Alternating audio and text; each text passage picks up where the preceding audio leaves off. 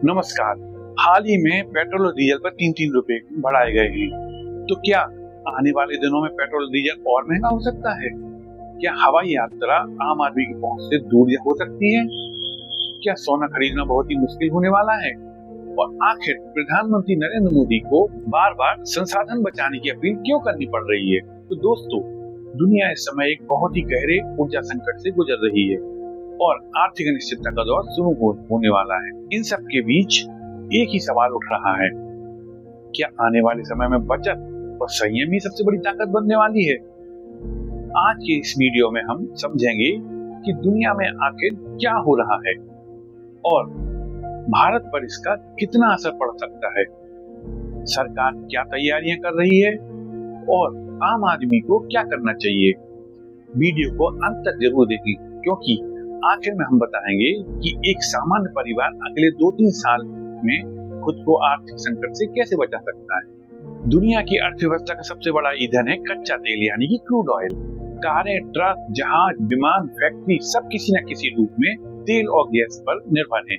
लेकिन समस्या तब शुरू हुई जब मध्य पूर्व में तनाव बढ़ने लगा।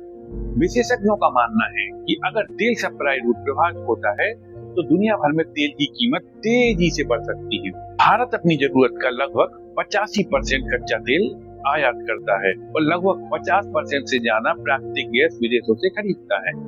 यानी अगर अंतर्राष्ट्रीय बाजार में तेल महंगा होता है तो उसका सीधा असर भारत पर पड़ेगा। भारत तेल डॉलर में खरीदता है। अगर डॉलर मजबूत होता है और रुपया कमजोर होता है तो भारत को वही तेल खरीदने के लिए ज्यादा पैसे देने पड़ सकते हैं, यानी कि दोहरी मार लगेगी। तेल महंगा, डॉलर महंगा और इसका असर petrol, diesel, gas cylinder, transport, सब्जियां, दूध, ऑनलाइन डिलीवरी, हर चीज पर पड़ेगी जो आपके जीवन में यूज हो रहा है। हाल ही में प्रधानमंत्री नरेंद्र मोदी ने लोगों से संसाधन बचाने की अपील की। उन्होंने कहा, बिजली बचाइए, पेट्रोल बचाइए, पानी बचाइए और जरूरत के हिसाब से खर्च कीजिए। तो भले ही प्रधानमंत्री जी ने अपील की है, बट ये हमारा नैतिक दायित्व बनता है कि हम संसाधनों को सुरक्षित रखें और संभाल कर रखें, क्योंकि हमें अपनी आने वाली जनरेशन के लिए भी संसाधन संभालने हैं। क्योंकि संसाधन तो लिमिटेड ही है ना, कोल, पेट्रोलियम ये सब लिमिटेड है, तो हमें इनका वाइसली यूज करना चाहिए। और अब कुछ लोग पूछते हैं, क्या केवल बचत करने से इतना बड़ा संकट रुक जाएगा? तो देखिए, सरकार जानती है कि भारत जैसे विशाल देश में पूरी समस्या तुरंत खत्म नहीं हो सकती, लेकिन अगर करोड़ों लोग छोटी छोटी बचत करें तो इसका असर बहुत बड़ा हो सकता है। उदाहरण के लिए समझिए, अगर लोग कार की जगह मेट्रो इस्तेमाल करें, अनावश्यक यात्रा कम करें, बिजली की बर्बादी रोकें और एयर कंडीशनर कम चलाएं, तो देश की ऊर्जा खपत काफी कम हो सकती है। भारत पहले भी ऐसा कर चुका है। एलईडी बल्ब योजना याद ही होगी आपको। जब एलईडी बल्ब आए थे तब लोगों ने बिजली की खपत काफी कम की थी। सरकारी आंकड़े के अनुसार करोड़ों एलईडी बल्बों से बड़ी मात्रा में बिजली बचाई गई। यानी छोटी बचत राष्ट्रीय स्तर पर बहुत बड़ा असर डाल सकती है। जब अटल जी के टाइम पर north south east west corridor बने थे तो उनके बनने के बाद हमारे ईंधन की खपत भी काफी कम हो गई थी और ट्रांसपोर्ट काफी सुगम हो गया था। अगर तेल की कीमतें बहुत बढ़ गईं तो आम आदमी पर क्या असर डाल सकती हैं? पहला तो यही है कि पेट्रोल डीजल काफी महंगा हो जाएगा। सबसे पहले पेट्रोल और डीजल पर ही असर दिखाई देता है। अगर अंतर्राष्ट्रीय तेल कीमतें लंबे समय तक ऊंची रही तो भारत में ईंधन काफी महंगा हो सकता है, और जब ईंधन महंगा होता है तो हर चीज महंगी हो जाती है। ट्रांसपोर्ट खर्च भी बहुत बढ़ जाएगा। भारत में सामान का बड़ा हिस्सा ट्रकों से ही ट्रांसपोर्ट होता है। डीजल महंगा होने से ट्रांसपोर्ट महंगा होगा और इसका असर सीधा हमारे राशन, फल, सब्जियां, दूध, सीमेंट, दवाइयां और सब पर पड़ता है। तीसरा पना, हवाई यात्रा भी महंगी हो सकती है।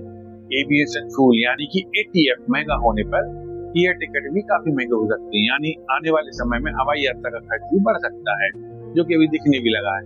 दुनिया में तनाव बढ़ता है तो लोग सुरक्षित निवेश की तरफ भागते हैं और दुनिया का सबसे पुराना सुरक्षित निवेश है सोना। इसलिए वैश्विक संकट के समय अक्सर सोने की कीमतें बढ़ जाती हैं। भारत की सबसे बड़ी चुनौती क्या है? भारत की सबसे बड़ी चुनौती है ऊर्जा आयात पर निर्भरता कम करना। यानी हमें धीरे धीरे विदेशों के तेल को कम करना पड़ेगा और इस पर निर्भरता कम करनी पड़ेगी। इसी कारण भारत तेजी से solar energy, wind energy, electric vehicle, green hydrogen पर काम कर रहा है। सोलर एनर्जी क्यों जरूरी है?